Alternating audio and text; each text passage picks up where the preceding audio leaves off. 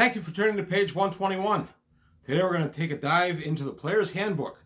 We're going to look at the third level magic user spell, Leomund's Tiny Hut. I realize there are plenty of other Leomund spells out there, but today I'm only going to focus on the hut because this is the one that's been most used in my campaign.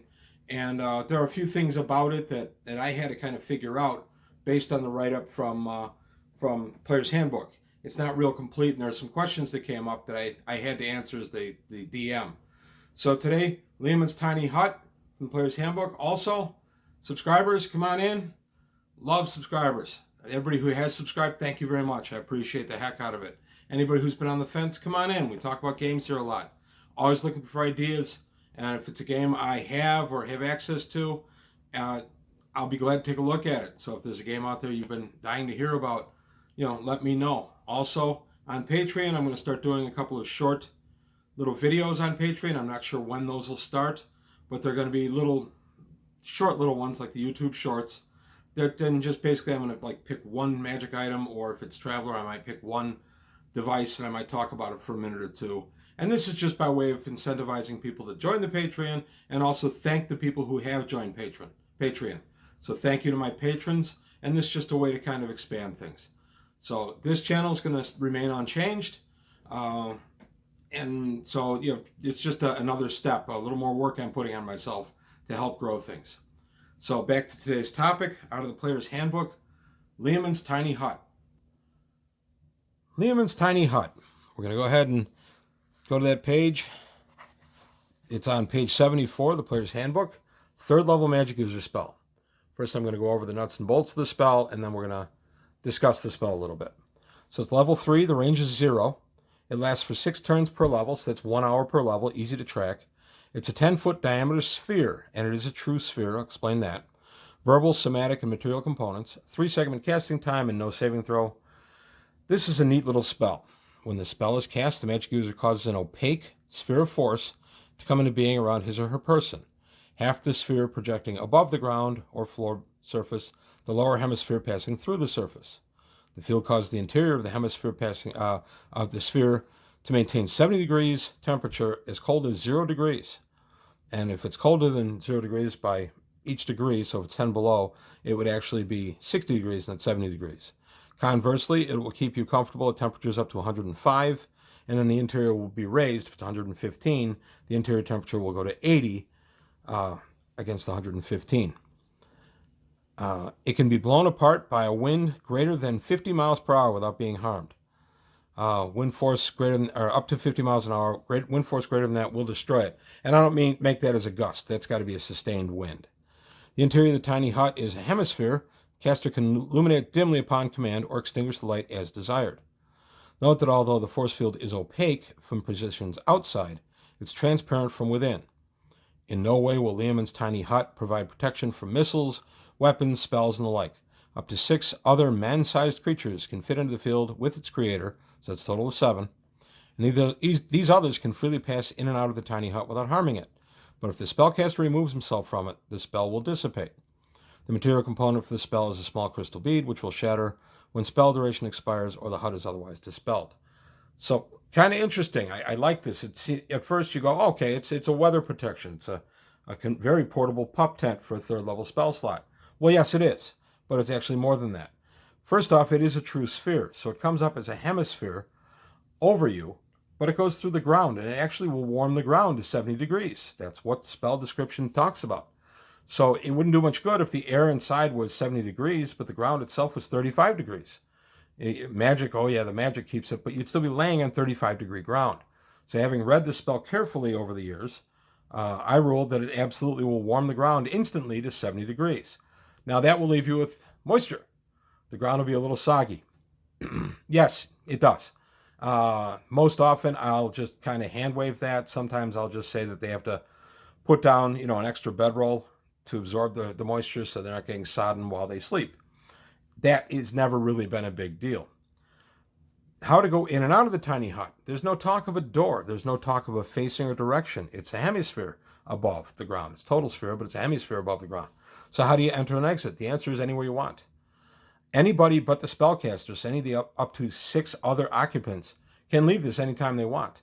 They can get up, walk through any part of it, get whatever they need, walk back in through any part of it. A wandering monster can actually walk into this thing with no problem. It doesn't prevent any of that. You can generate a small, soft light within inside the tiny hut. That's very interesting. So I've generated my light inside the tiny hut. That actually at nighttime would blind me to what's outside the tiny hut. Because I have a light right there in my area, I wouldn't be able to see out into the darkness to see what exactly is going on. Now I could stick my head, if I'm not the caster, I could stick my head outside of the sphere to take a look at what's going on outside. But better, I think, for the magic user to just leave it dark in there and just kind of use it as that type of shelter. So at night, infravision would still work. Everybody would still be able to see outside of this. Now, because it's opaque, I would say whether you're in or out of it, you absolutely can see the limits of it. So if your wandering monsters come through the woods and they come across this 10-foot hemisphere just sticking up out of the ground, they absolutely can investigate it. A lot of times they'll investigate it by throwing a spear at it or shooting an arrow at it, and that's all well and good. Your players can do the same thing. You can have them stumble upon one of these, and in the tiny hut itself, the magic user at least is in there, so the players can stumble upon a magic user who's just decided to bed down in the tiny hut. A better way to use these is to find some kind of small clearing within the woods that's surrounded otherwise by brush and things, and then go ahead and cast the tiny hut, thus diminishing the chance of you being stumbled upon in the tiny hut. So the other thing is anything can pass through here unharmed. That would include spells. If somebody decides they're just going to be a little squirrely and throw a fireball into the tiny hut, everybody within is going to be subject to the fireball, saving throws and everything. Conversely, the magic user inside can absolutely fight from inside the tiny hut. That would actually give the opponents outside, in my game, a -4 to hit and -4 damage for anything that they try to project into the hut to injure the magic user. Because the magic user could be laying down, hunkered behind a bunch of bedrolls or whatever. So it kind of gives them the ability or the advantages of invisibility or just being hidden. So that's another thing to think of. It's not a great thing because you have no mobility. You have to stay within the 10 feet. Once the magic user leaves, then the hut just disappears. But it's still a thing that if the magic user needs the extra cover for whatever reason, or wants to guard the camp while the others go out and try to deal with whatever wandering menace has come upon them, it is one way for him to get an advantage while being within the hut. And I do not, by the way, allow the magic user to vary the temperature in the hut. It says here to maintain a 70-degree temperature. That's what it is. So you can't put someone in there for whatever reason. You've come across a frost creature that can't stand our temperatures. You can't create this thing, set it to 10 degrees, and put the guy inside. It's still 70 degrees in there. So you're still going to have that problem. Same with the flame creature. If the flame creature were to somehow come inside here, 70 degrees is very cold to a creature that's partially made of fire. So you're still going to have the problem with that. So Leomund's Tiny Hut is a neat little spell. I know that there are many other Leomund spells in the books, Leomund's Secret Chest and Leomund's Secure Shelter and a couple of others like that. I only chose to dial in on Leomund's Tiny Hut today because this was the first one that we got in our spell books that we could cast it. And this one is still the most common to come up in my games. This is still a very useful spell, even when players are 10th, 11th, 12th level. If there's a bad storm out, the magic user stays in the hut with 2 or 3 of the horses, protecting the horses from the cold. Maybe the player characters have another means to be protected. And it lasts an hour per level, which means a 10th level magic user will cast this thing. It'll stay up for 10 hours. So there's a lot of advantages to the hut and a lot of ways you can make use of it. So that's really it. I thought this was kind of a neat spell when I first read it 40 plus years ago, and it still routinely goes into my spell slots when I play a magic user, and I see it on my table quite a bit. A few years ago, WizKids put out a figure of a Leomund's Tiny Hut. There she is. I like this. I keep this handy when I'm DMing because you never know when players are going to just decide to put one up. I realize the scale is off a little bit, but I really don't care.